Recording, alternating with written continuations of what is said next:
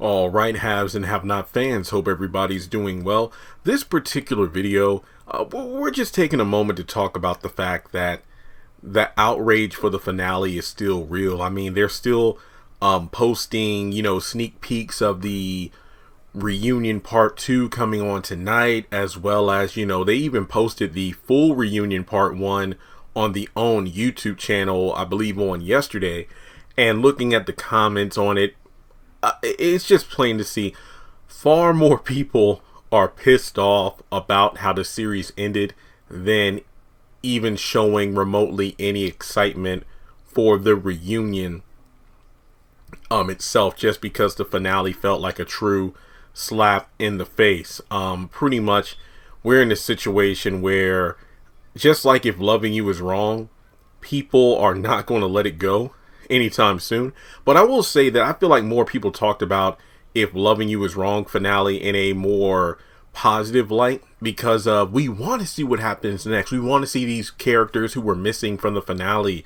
We want to see if Alex's name is clear because she didn't kill Randall, things like that, because of the fact that there were a lot of characters still alive in the finale for the story to continue. But if the haves and have-nots, there's outrage due to the fact that so many characters died, and it was just such a sloppy finale. But I feel like I do have a few videos that I know I'm going to do once the reunion part 2 has ended. I was really interested in seeing the reunion in regards to see if the cast had, this isn't like If Loving You Is Wrong. I can't really say that the cast would have anything to add to the finale, because again, everybody died. I feel like the reunion was just, as it, was advertised, a way for the cast to reunite with fans, not me included, in order to relive some of the biggest moments of the series, talk about behind the scenes stuff we didn't know,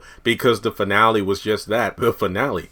But in any case, I made a post on Instagram, and then I put it on Twitter, and I believe on Facebook too, as well as the YouTube community tab. And this was after I had calmed down after my rage last week. And I just thought, with an open mind here, there are just so many people, talking about the same thing. The fact that we want the haves and the have-nots to come back. We want, pretty much, if you lived through the If Loving You Is Wrong finale, it's in Greenleaf to an extent, it's the same thing with the haves and have-nots. The people want more. But when you really when you really kind of sit back and think about it, you just kind of realize, maybe it's unlikely we're going to get this continuation of the series that we want.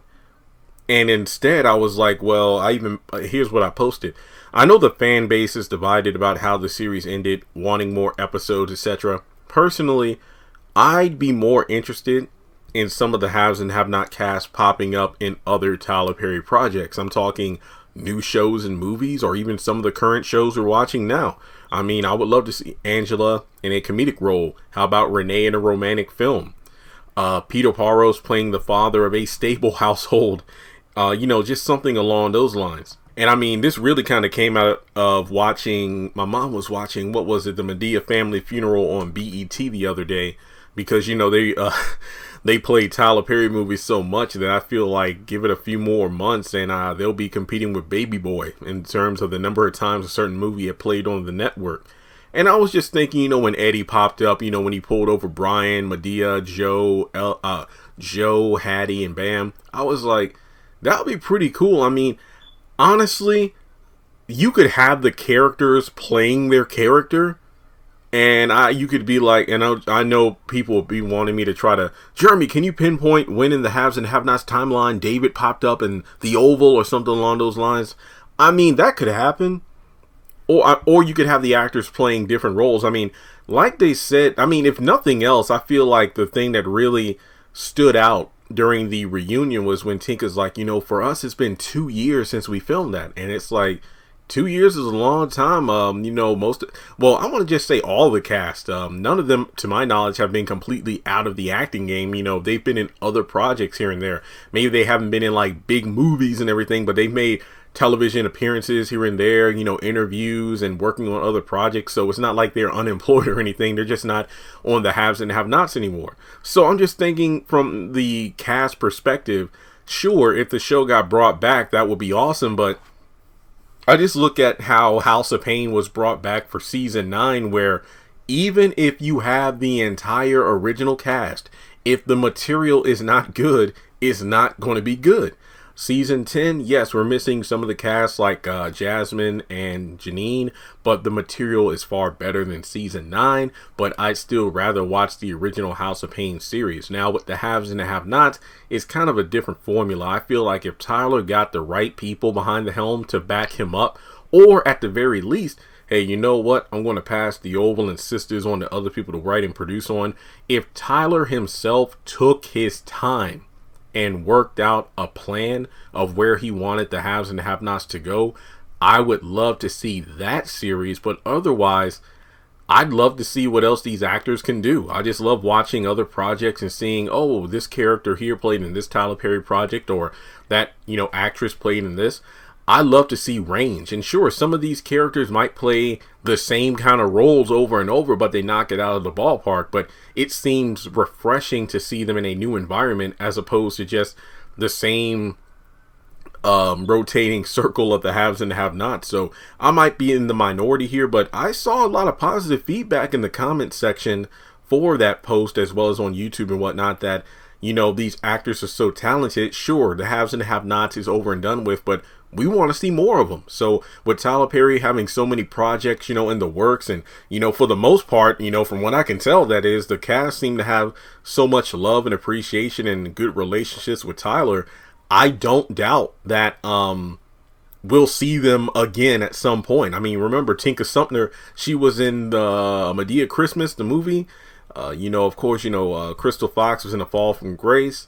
And those are the only ones I can think of off the top of my head. I'm talking once the haves and have-nots was already on the air. I know that